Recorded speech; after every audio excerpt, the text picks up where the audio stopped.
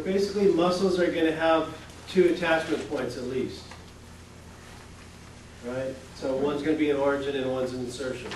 That's one of the things that we'll be talking about a lot. When we talk about an individual muscle, we'll talk about, okay, what's its origin, what's its insertion. And then based on the origin and insertion, then we'll talk about what's the action of that muscle. What does that muscle do? And in this class, you're not necessarily really going to be tested on innervation, and it's not really in the notes, but I may start adding that in so that at least you can be aware of what the innervation is, but you don't necessarily have to study it. What we're going to be talking about with muscle, you need the origin, insertion, and action. Typically, when you have the insertion is usually more distal, and that's what moves towards the origin. Okay, so remember we talked about proximal and distal. So the biceps, for example, the origin is going to be more proximal here up the shoulder, and the insertion is the more distal part, and the insertion moves towards the origin.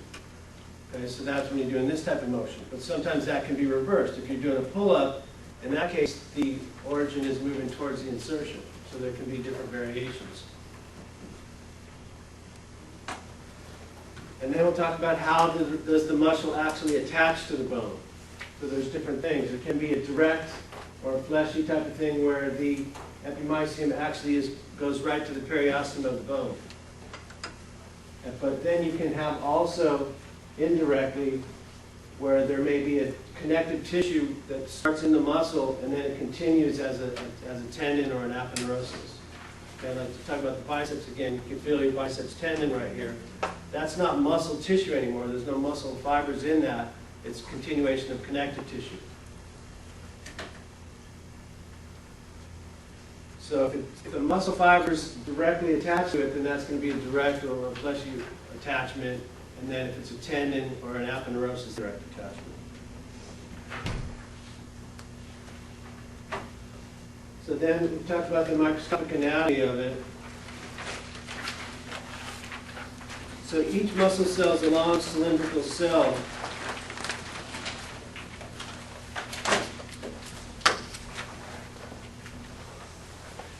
So it's going to be a continuous muscle fiber cell like that. And then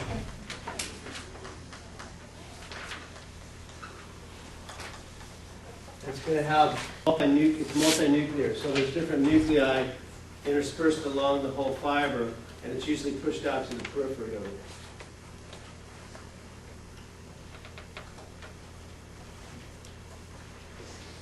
And then, of course, like any cell, it's going to have the typical organelles that it's going to have in there, you know, the mitochondria and all that stuff. Golgi tendon. Let's see.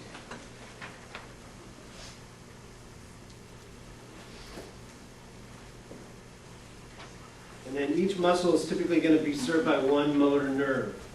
Okay?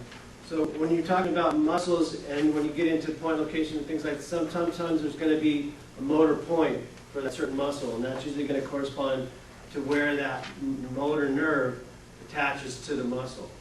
Okay, so that can be the motor point.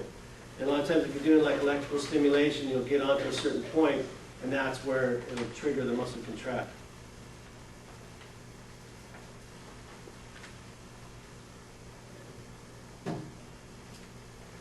So then here's some pictures out of the book where we're talking about that, and here's where we have them. Right, the actual muscle fiber cells, and then those are wrapped up together with perimysium to form a fascicle, and then you put the fascicles together to form the muscle. And then here's the actual muscle cell itself. See, there's the nucleus around the outside, and then you have the myofibrils inside the cell.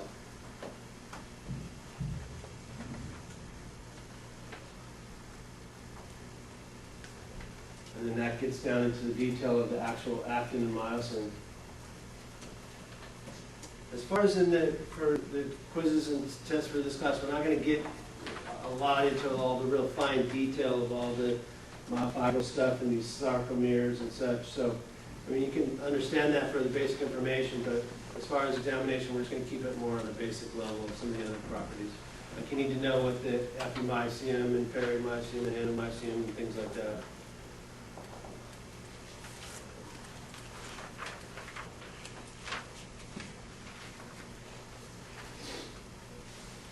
So like I say again, the muscle is going to have one motor nerve. So when we talk about innervation of a muscle, that's going to be the nerve that innervates that muscle.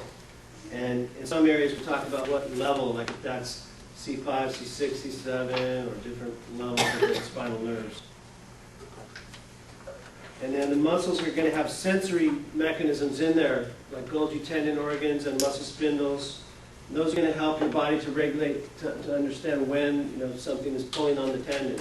Like when you test reflexes, there's sensory organs inside the muscle. When you tap on that, it stimulates the contraction. And then, of course, muscles are going to require oxygen. They're going to generate waste products, so there needs to be a system to get things in and out of the muscle, and that's going to be the blood supply. So arteries are going to bring nutrients to the muscle, and veins are going to take things away. People talk about post-exercise soreness, like when you're exercising, you have lactic acid, things build up. So there's different waste products that build up in the muscle. So you have to have the veins to disseminate that. And sometimes, even though it does as best as it can, when you over-exercise, you're going to have things that get built up in the muscle. So then the sarcoplasm, again, is a specific name for the cytoplasm of a muscle cell. And then there's there's a unique protein in there called myoglobin. So when you talk about, in the difference between, if you're talking about, let's say, chicken, you have red, white meat, and dark meat. And the dark meat is the one that has more of the myoglobin, and those are going to tend to be the muscles that are being used more. Right? Chickens don't really fly much anymore, right? So they're running around on their legs. So the legs is where they have the myoglobin, and that's the dark meat, and then the breast meat is going to be white meat, where it's not as much myoglobin.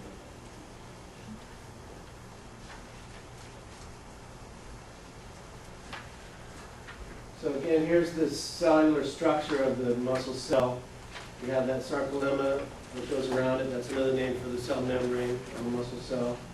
You have those actual myofibrils in there, and then, like I say, it's a multinuclear cell. So there's the nuclei interspersed around the outside. The main thing that takes most of the muscle is the actual fibers, because the function of muscles are to contract. So it's primarily fibers that make up the muscle. Right.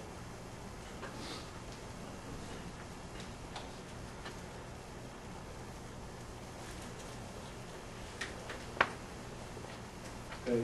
Now this is more just for background information. We're not necessarily going to get into the detail of this, but you have this sarcomere is a unit between these actual actin and myosin things. So that's the actual part where you get down to a functional level where you have on the muscle,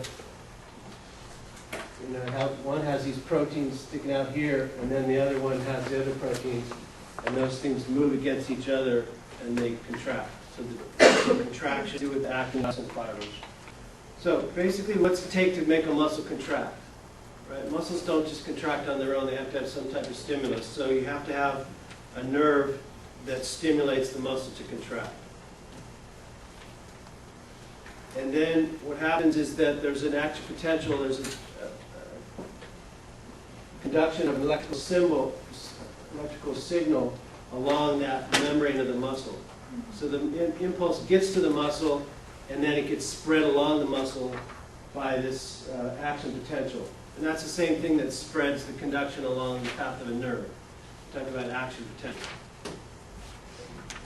And then here's where, like we talked about before with calcium and bones, when your body needs calcium for other things, calcium is used for triggering muscle contractions.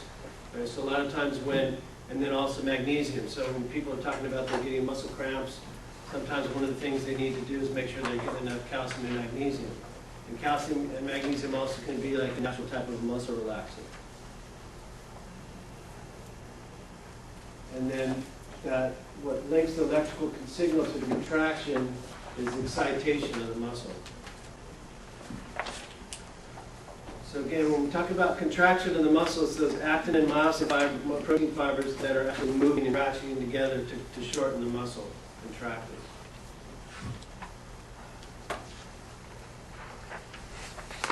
And then as the contraction ends, then those fibers relax and then they unratchet.